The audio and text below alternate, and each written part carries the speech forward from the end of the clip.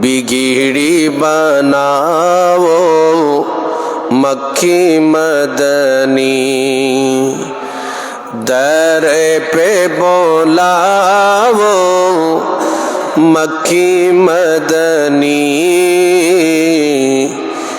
बिगड़ी बनाओ मक्खी मदनी। दीद तेरी हो ईद मेरी, दीद तेरी हो ईद मेरी, दीद करावो दीद करावो आका मक्खी मदनी,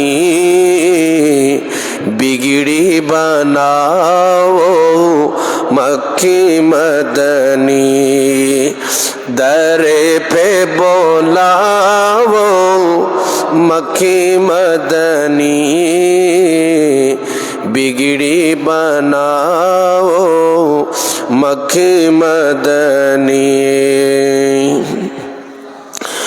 गुंबदे हदरा के साए तले, गुंबदे हदरा के साए तले, मुझे को सुलाओ आका मुझे को बुलाओ मक्खी मदनी,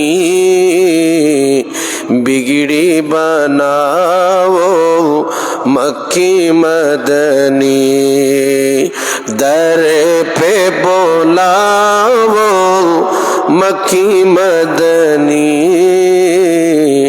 बिगड़ी बनाओ मक्खी मदनी। अपनी नवासों का सदका, अपनी नवासों का सदका, दुखड़ा सुनावो आका दुखड़ा मिटावो मक्खी मदनी, बिगड़ी बनाओ मक्खी मदनी, दर पे बोलाओ मक्खी मदनी, बिगड़ी बनाओ मक्खी मदनी। महशर में हो लबे पे मेरे, महशर में हो लबे पे मेरे, मुझे को बचाओ आका मुझे को बचाओ मक्खी मदनी, बिगड़ी बनाओ मक्खी मदनी। सलातुन्या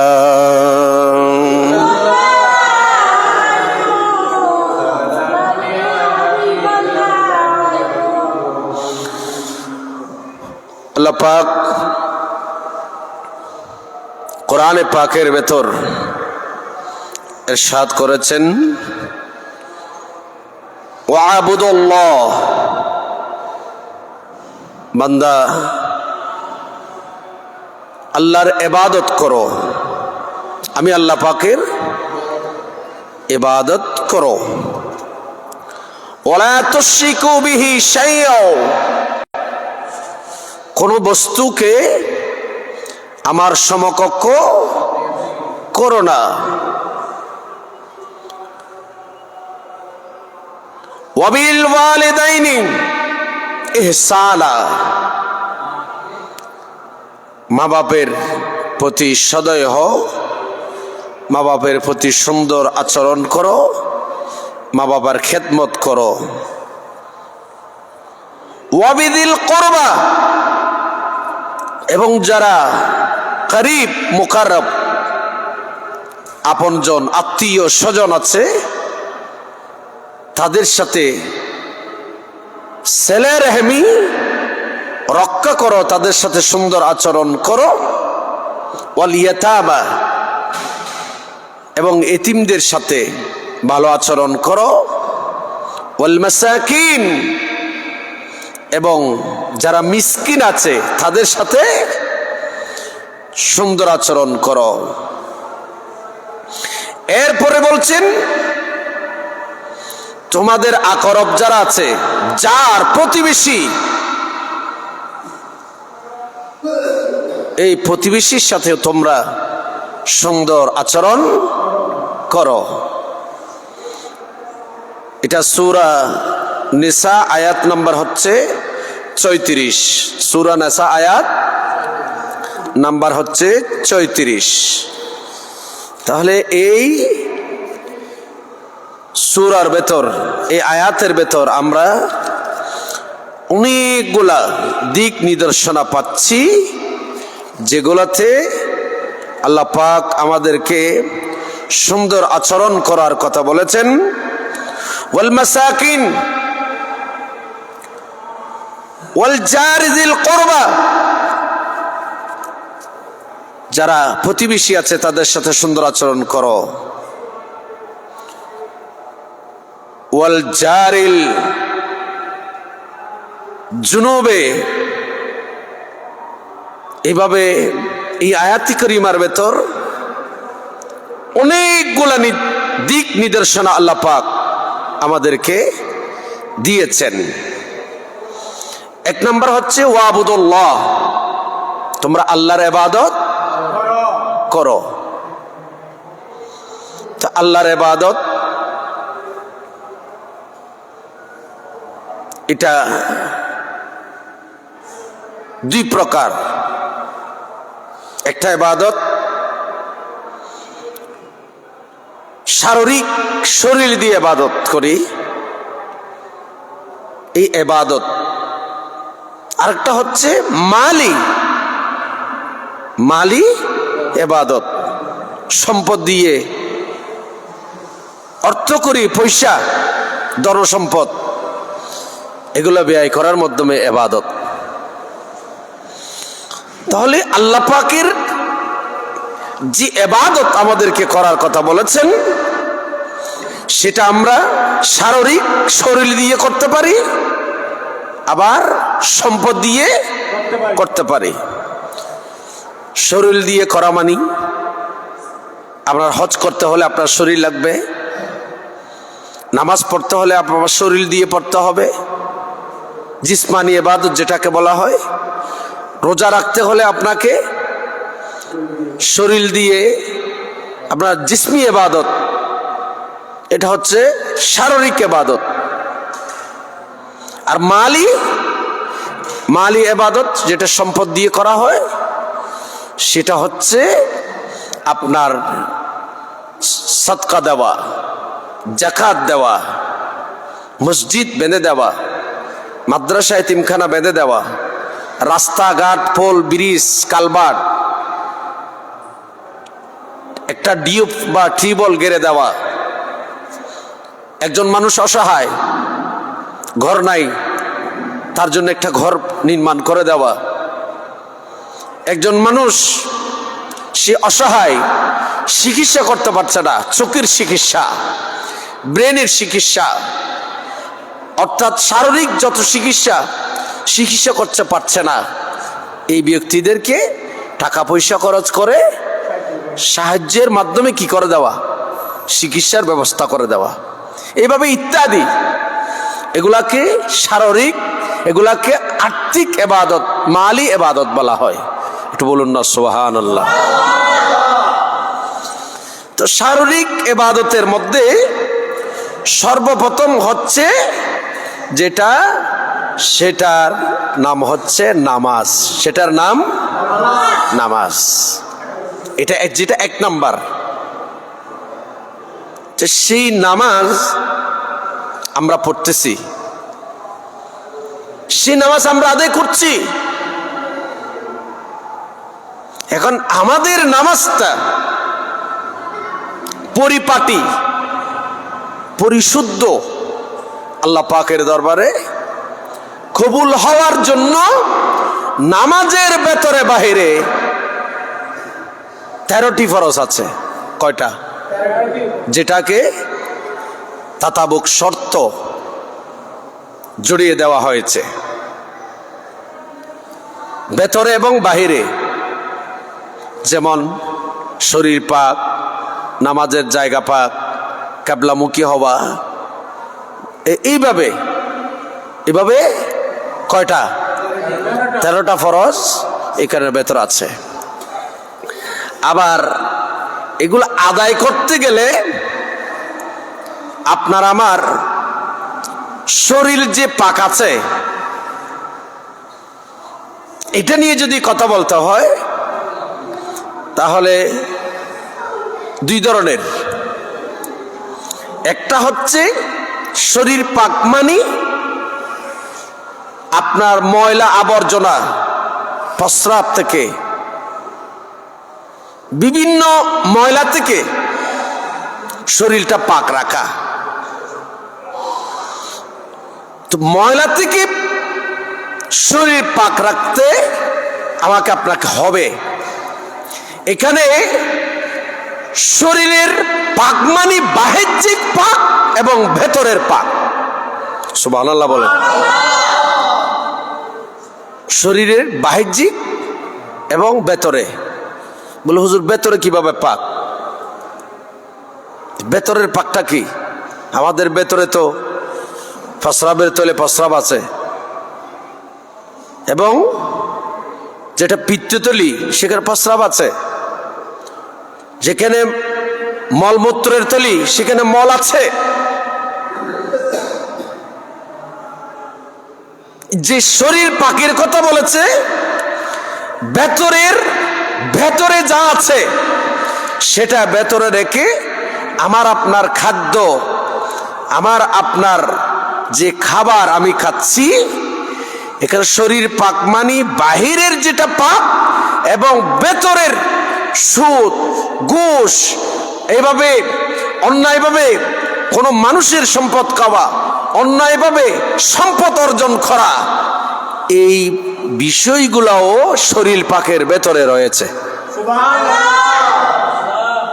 আমি আপনি যতই নামাজ পড়ি, যত ইবাদত করি, আমার ভেতরে যদি নাপাকি থাকে, নাপাকি ময়লা লাগলে জামা পরিষ্কার হয় না। জামা ময়লা হলে জামার যেই পাকের কথা সেটা আর থাকে না। আগের যুগে, বনি ইসরায়েলের যুগে, কোন নবী এবং রসুল ওনাদের উম্মতগণের কাপড়ের মধ্যে নাপাকি লাগলে সে কাপড়টা কেটে ফেলা হতো। কি করা হতো বাবা? কেটে ফেলা হতো। কিন্তু আমার রসুলের, এই প্রিয় নবী, আখিরি জামানার নবী রসুল আরবি সাল্লাল্লাহু তাআলা আলাইহি ওয়াসাল্লামের শরীয়ত হচ্ছে কাপড়ে নাপাকি লেগেছে সেটা কাটতে হবে না, এটা ধৌত করলে হয়ে যাবে। সহজ। আমাদের শরীয়তটাকে আল্লাহ পাক রসুল পাকের মাধ্যমে সহজ করেছেন। তো নাপাকি লাগলে কাপড়ে ধৌত করলে কি হয়ে যাবে?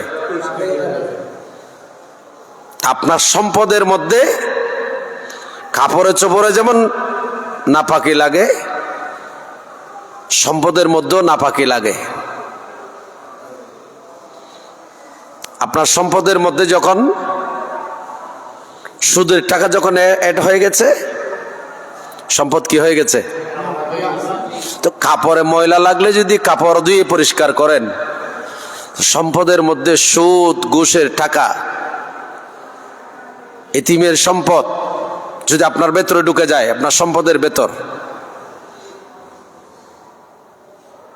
জনগণের হক আপনার সম্পদের ভেতরে যদি মিক্স হয়ে যায়, ঢুকে যায়, তখন আপনার সম্পদ নাপাকি হয়ে যাবে, অপবিত্র হয়ে যাবে। আর আল্লাহ পাক আজ্জা ওয়া জাল যাকাত কেন ফরজ করেছেন? যাকাত ফরজ হওয়ার কারণটা কি? আমরা ফরজ আমাদের উপর 5টা, এখন আমরা নামাজ ফরজ এটা বেশের কম আদায় করতেছি, কিন্তু সম্পদের উপর যে যাকাত ফরজ এটার খবর আমাদের সমাজে নাই। আছে?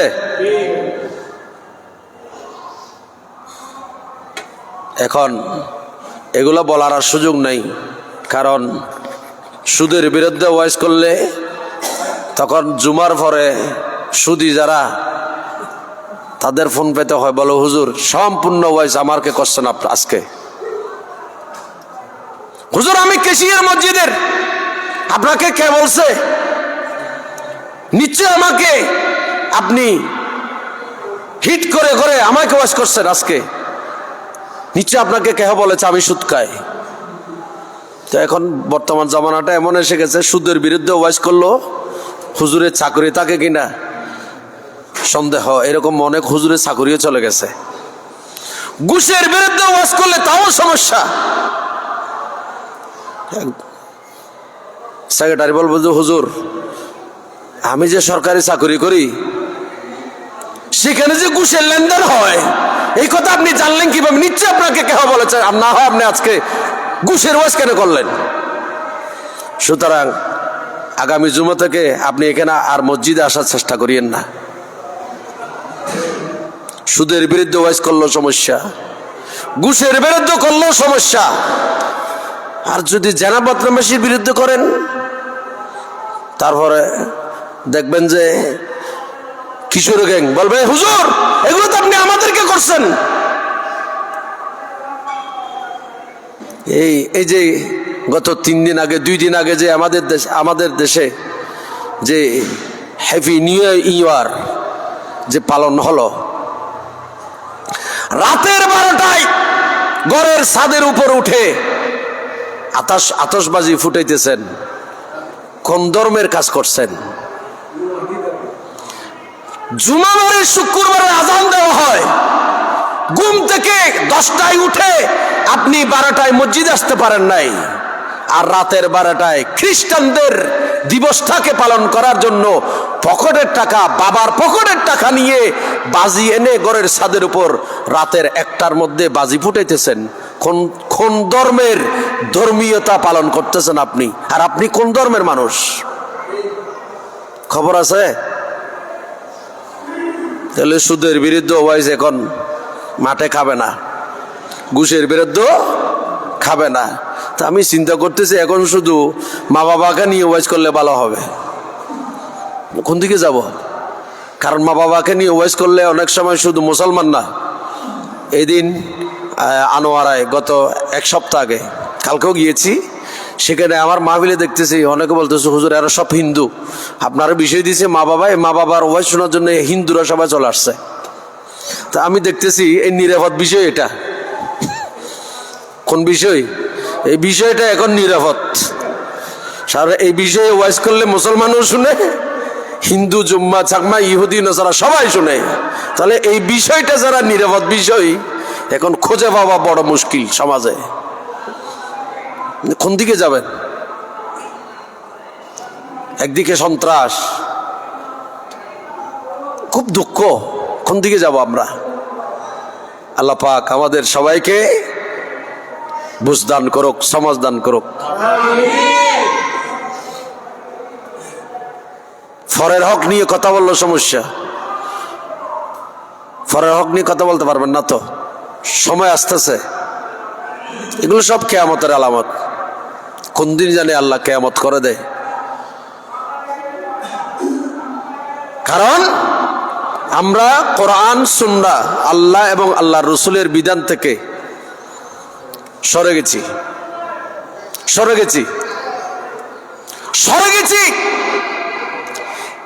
ইসলামকে আমার স্বার্থে ব্যবহার করতেছি, আমি ইসলামের স্বার্থে ব্যবহার হচ্ছি কিনা এটা বড় প্রশ্ন, ঠিক না? ইসলামকে আমি আমার স্বার্থে ব্যবহার করতেছি, ইসলামকে, কোরআনকে, সুন্নাহকে ব্যবহার করে আমি আমার ফ্যাট চালাইতেছি, কোরআন সুন্নাহকে ব্যবহার করে, এটা কোরআন সুন্নাহকে ব্যবহার করে আমাকে চলার জন্য আল্লাহ কোরআনকে পাঠান নাই। শুধু ব্যক্তিগত নয়, এই কোরআনে পাকের ভেতর ব্যক্তিগত, পারিবারিক, সামাজিক, রাষ্ট্রীয়, আন্তর্জাতিক এমন কোন বিষয় নাই যে বিষয়টা কোরআনে পাকে আল্লাহ পাক রাখেন নাই। কোন বিষয়? যাক, এটা হচ্ছে রজবুল মুরাজ্জব, যেই মাসে আল্লাহ পাক আল্লাহর হাবিবকে মেরাজে নিয়ে গিয়েছেন। কোথায় নিয়ে গিয়েছে?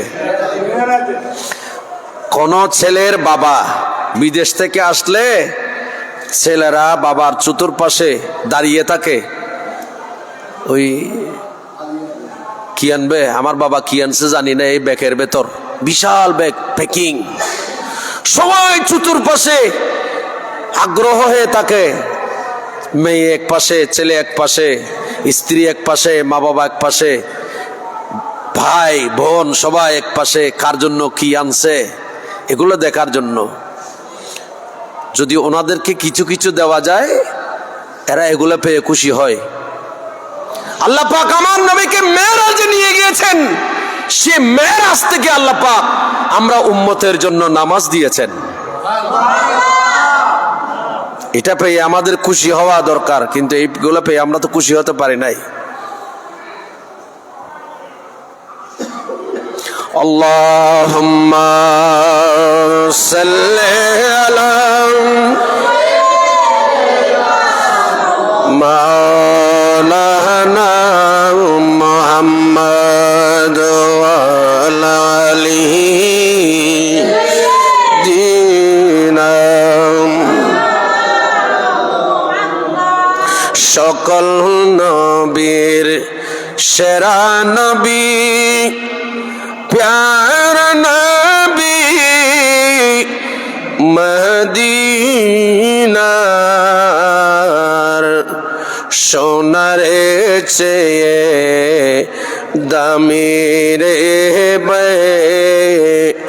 মদিনার দুলিকনার। আল্লাহুম্মা সাল্লি আলা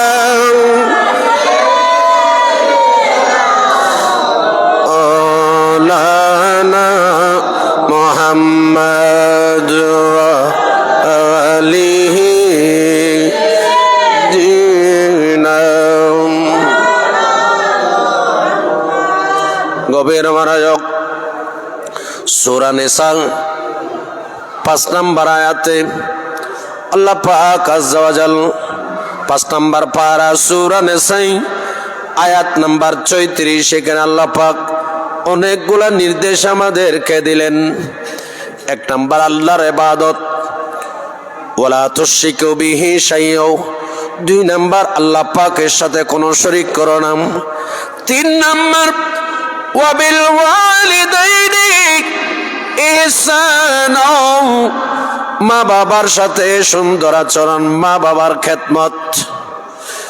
অবিদিল করবাম, এবং যারা মুকাররাব আত্মীয় স্বজন রেহেমের সম্পর্ক আছে তাদের সাথে সুন্দর আচরণ।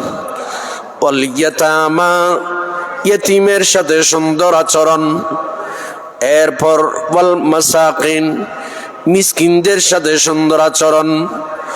ওয়াল জারি যিল কুরবা, এবং প্রতিবেশী আকরব আত্মীয় স্বজনের ভেতর এবং যারা আশেপাশে প্রতিবেশী আছে তাদের সাথে সুন্দর আচরণ।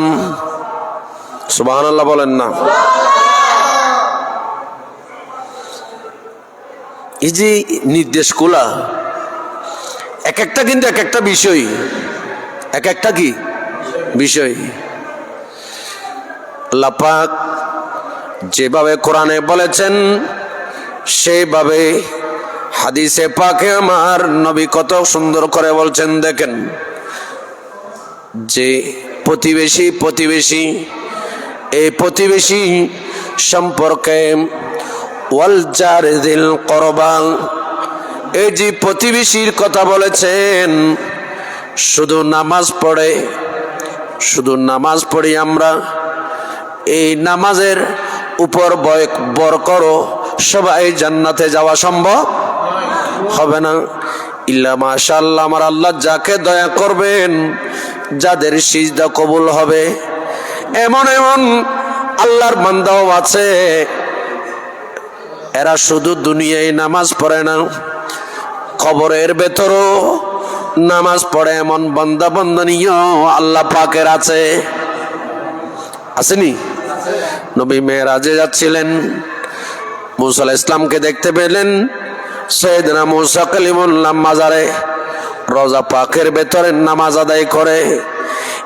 ইমামে বুখারী রাহমাতুল্লাহি আলাইহি, ওনার একজন দাদা ওস্তাদ ছিল। ওনার একজন কি? ওনার একজন দাদা ওস্তাদ। ইনি আল্লাহর কাছে সদা দোয়া করতেন, আল্লাহ যদি তুমি কোনো বান্দা, তোমার কোনো বান্দানিকে কবরের মধ্যে নামাজ পড়ার যদি তুমি সুযোগ দাও, আমাকে মেহেরবানি করে কবরে নামাজ পড়ার একটু সুযোগ দিও। ওনার নাম হচ্ছে হযরতে সাবেতুল বুনানি। সুবহানাল্লাহ বলেন না? ওনার থেকে অনেক হাদিস বুখারীতে রওয়ায়াত হয়েছে, সনদ। হযরতে সাবেত বুনানির অনেক সনদের মধ্যে ওনার নাম আছে। ইনি সেখানে কি করেছেন? হাদিসে পাক নোট করেছেন, বর্ণনা দিয়েছেন। ঠিক এই দেখা গেছে ওনার ইন্তেকালের পর একটু পাহাড়ি এলাকা দাফন করার পর একজন আহলুল্লাহ, আল্লাহর বান্দা সেদিকে হেঁটে যাচ্ছে, তখন ইনি শুনতে পেলেন কবরের ভেতরে কেরাত পড়ার আওয়াজ, নামাজ পড়ার আওয়াজ। একটু বড় করে বলুন।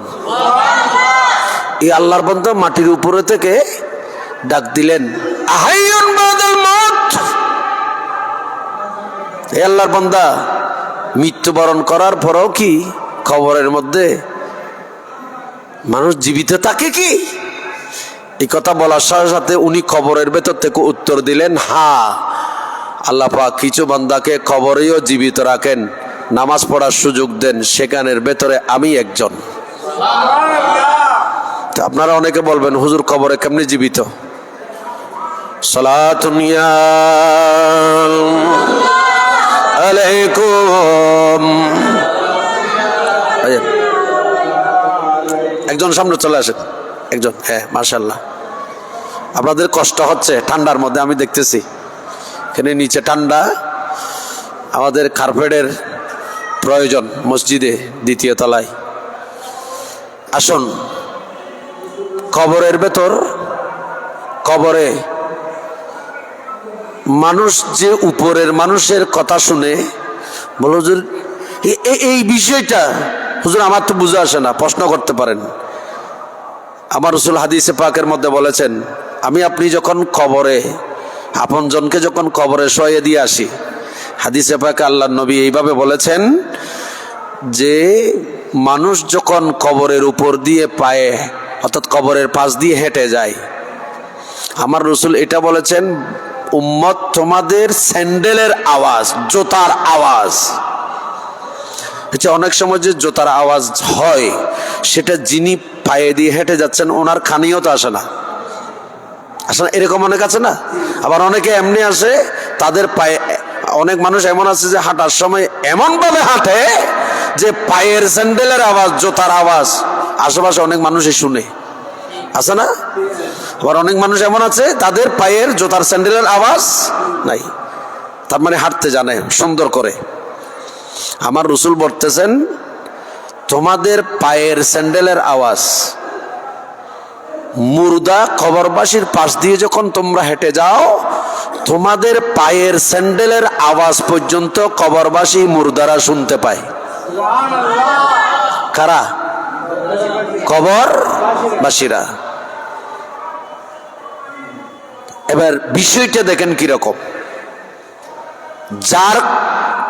যাকে আমরা নবী হিসেবে মেনে কলমা পড়েছি, ইনি আমাদেরকে বলতেছেন তাহলে যেখানে পায়ের স্যান্ডেলের আওয়াজ কবরবাসী শুনে, সেখানে আমরা কবর পার দিয়ে হেসে যাওয়ার সময় আসসালামু আলাইকুম ইয়া হালাল কুবুর বলে সালাম দিলে, সূরা ফাতিহা পড়লে, সূরা হেলাল শরীফ পড়লে, সেখানে কিছু দোয়া খায়ের করলে, ওগুলো কবরবাসী শুনে না? শরহুস সুদূর এই কিতাবের ভেতর আল্লামা জালালউদ্দিন সুয়ুতী উনি এই বিষয়ে অনেকগুলা দলিল জমা করেছেন। যাক, আমার কথা ছিল কবরের মধ্যে ভেতরে কি পড়া যায়? নামাজ পড়ার সুযোগ দেয় আল্লাহ, সবাইকে দেয় না। যেমন হযরতে সাবিতুল বুনান, ইমাম বুখারীর দাদা ওস্তাদ এবং নবীগণ, শহীদগণ, এরা কবরে নামাজ পড়ে। তা আমাদের মধ্যে যাদের অভ্যাস, এখানে দুনিয়াতে নামাজ পড়ার আদত নাই, অভ্যাস নাই, পড়ি না, মাঝে মধ্যে সুযোগ পেলে শুক্রবার মসজিদে আসি, তাও সুযোগ পেলে, কাজ না থাকলে, আমরা কি কবরে গিয়ে কি নামাজ পড়ার সুযোগ পাবো? বলেন পাবো? পাবো না। এই নামাজ পড়ে এক বেলা পড়ি আর এক বেলা বাদ দিই। ফজর পড়লে জোহর বাদ পড়ে যায়, জোহর পড়লে আসর বাদ পড়ে যায়, এক ওয়াক্ত পড়লে আর এক ওয়াক্ত বাদ পড়ে যায়। আল্লাহ চাইলে তো ক্ষমা করবেন, আল্লাহ চাইলে কি করবেন? অনিচ্ছাকৃতভাবে অনেকের কি বাদ পড়ে যায়। এই নামাজের আদায়ের মাধ্যমে আমরা আমাদের সবার নাজাত মুক্তি হবে না। আবার অনেক নামাজি আছে পঞ্চগানা নামাজ পড়ে, কিন্তু প্রতিবেশীর সাথে দুর্ব্যবহার করে, আছে না? আমি কোরআন সুন্নাহ, মা বাবা, নবী রসুল এগুলো রেখে দিলাম, প্রতিবেশী। আমার রসুল বলেন, সাহাবী একজন আমার নবীকে বললেন, ইয়া রাসূলুল্লাহ সাল্লাল্লাহু তাআলা আলাইহি ওয়াসাল্লাম, ওগো আল্লাহর নবী, হুজুর আমার প্রতিবেশী আছে। সাইয়েদনা আবু হুরায়রা থেকে বর্ণিত, ইনি বলেন, কানান নবী সাল্লাল্লাহু তাআলা আলাইহি ওয়াসাল্লাম ইয়াকুলু ইয়া নিসাল মুসলিমাত, একটু বড় করে সুবহানাল্লাহ বলেন।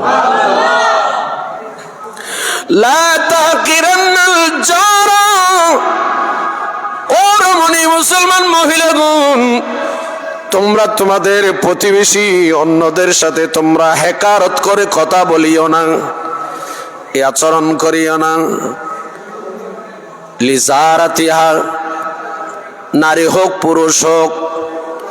নবী এর পরে আরেকটা হাদিস বর্ণনা দিলেন, তাবু সাইয়েদনা আবু হুরায়রা থেকে বর্ণিত, ইনি বলেন, ইয়া রাসূলুল্লাহ ইন্না ফুলানাতান তুকসিরু মিন সালাতিহা ওয়া সাদকাতিহা ওয়া সিয়ামিহা গায়রা আন্নাহা তুযি জিরানাহা বিলিসানিহা। সুবহানাল্লাহ বলেন। ইয়া রাসূলুল্লাহ, হুজুর আমার এলাকার মধ্যে একজন মহিলা আছে।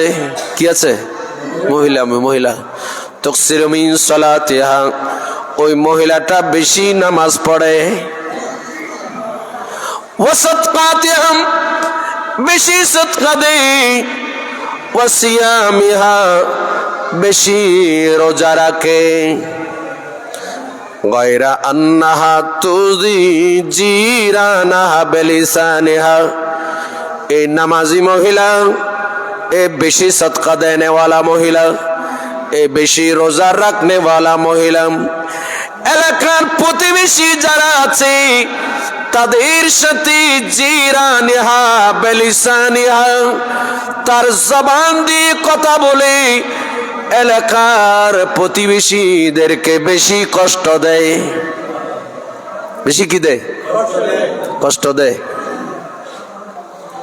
হুজুর আমরা জানতে চাই, বেশি নামাজ পড়তেছে, রোজা রাখছে, বেশি সদকা দিচ্ছে, হুজুর মহিলাটা প্রতিবেশী, এই যে আয়াত পড়লাম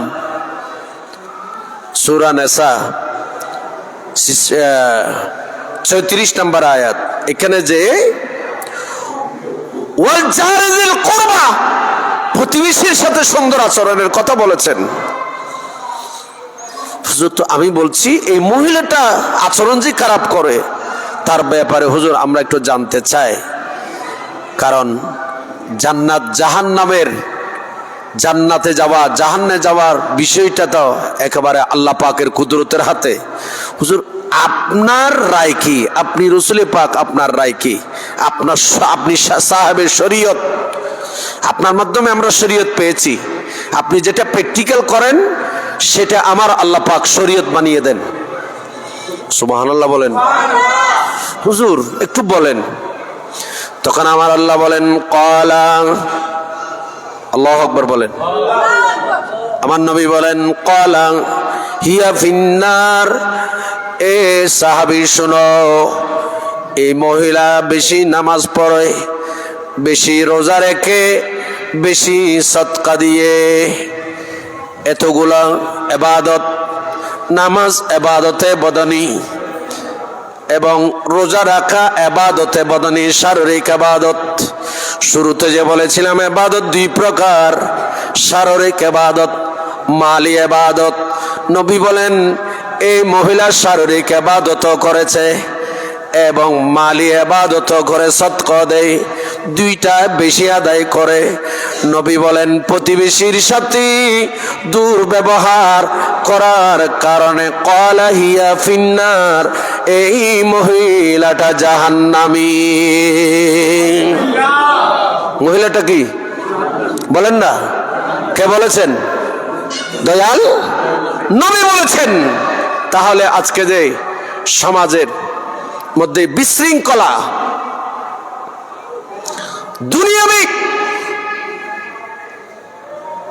দুনিয়াবি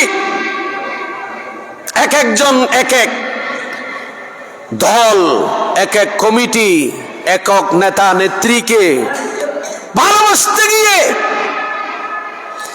আপনি যে অন্যজনের উপর হামলা করছেন, বাড়িঘর জ্বালিয়ে দিচ্ছেন, তাড়িয়ে দিচ্ছেন, জুলুম করছেন, প্রতিবেশীর সাথে দুর্ব্যবহার করছেন,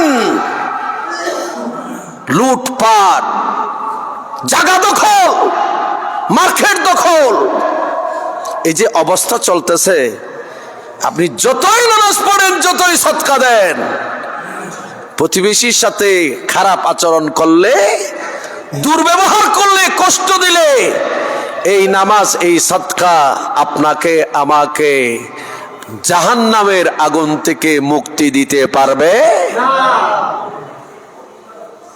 এই জন্য তো শুরুতে বলছি আমি ইসলামকে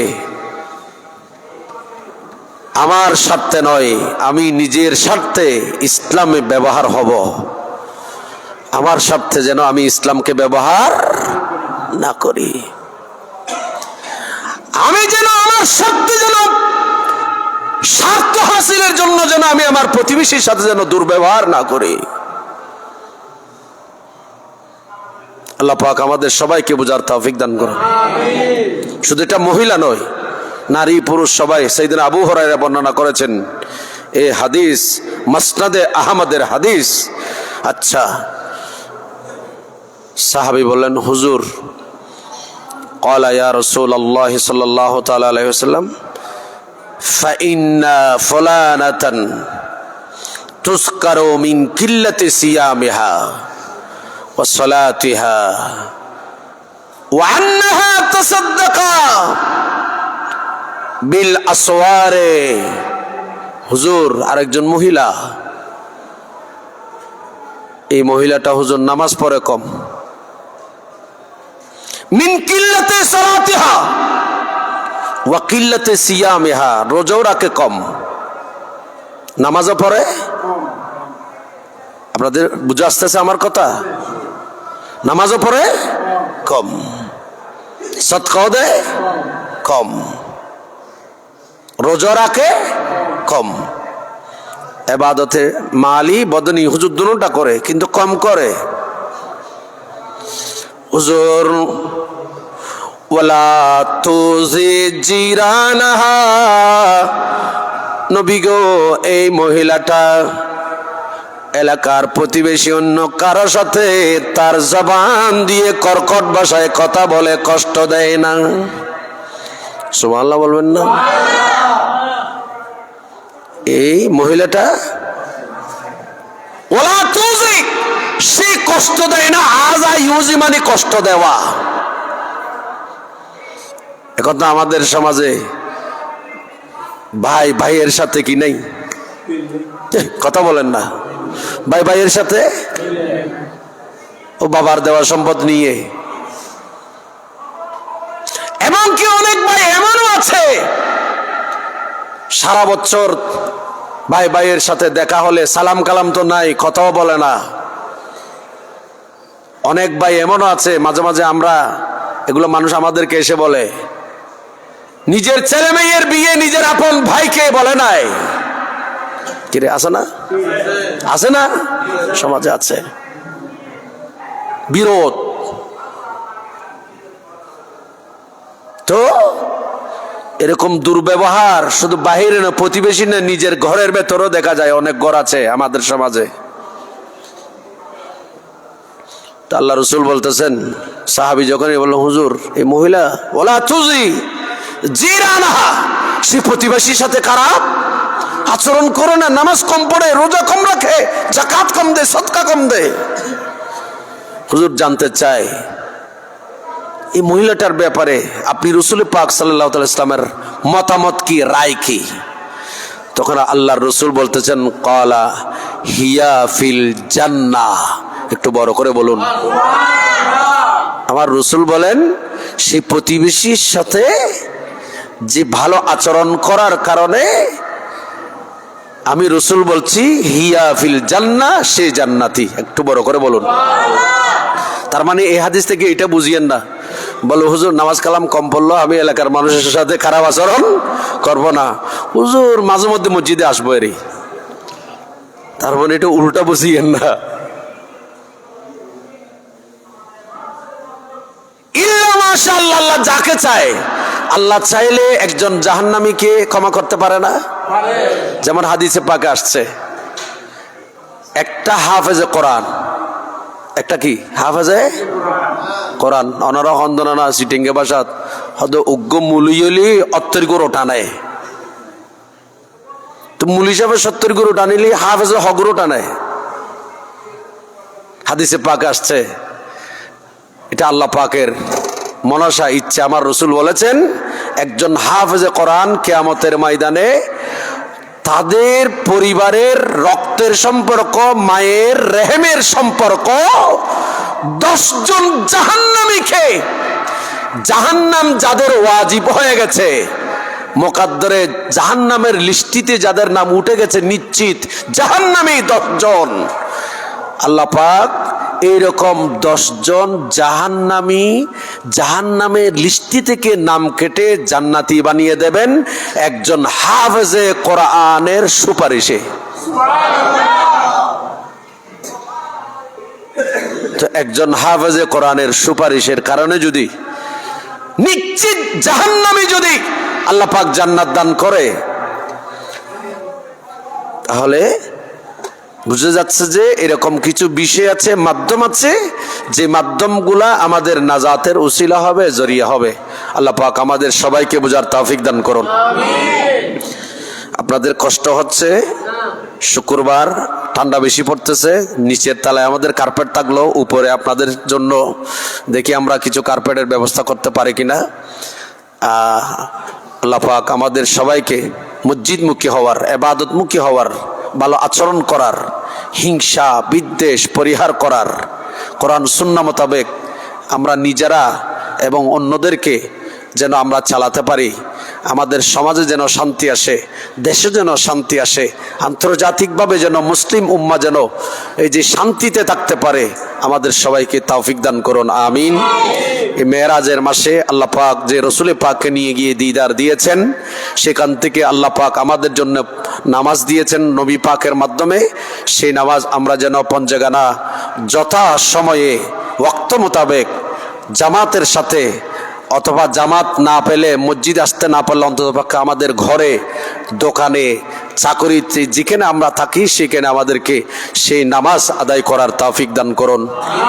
মানুষের সাথে ভালো আচরণ করার তৌফিক দান করুন। মা বাবার খেদমতে আমাদের সবাইকে এগিয়ে আসার তৌফিক দান করুন। অন্যায় দেখলে সেটা যেন আমরা একটু কি করি, সাধ্য মোতাবেক হাত দিয়ে পারলে প্রতিরোধ করব। আল্লাহর রাসূল বলেছেন, ওয়া ইল্লাম ইয়াস্তাতি, যদি হাত দিয়ে না পারে ফাবি লিসানিহি, জবান দিয়ে প্রতিবাদ করব। ওয়া ইল্লাম ইয়াস্তাতি, আল্লাহর নবী বলেন যদি জবানও তুমি প্রতিরোধ করতে না পারো, ফাবি কলবিহি, তোমার কলব দিয়ে হলো ওই কাজটাকে ঘৃণা করো। ওয়া আখিরি দাওয়ানা আনিল হামদুলিল্লাহি রাব্বিল আলামিন।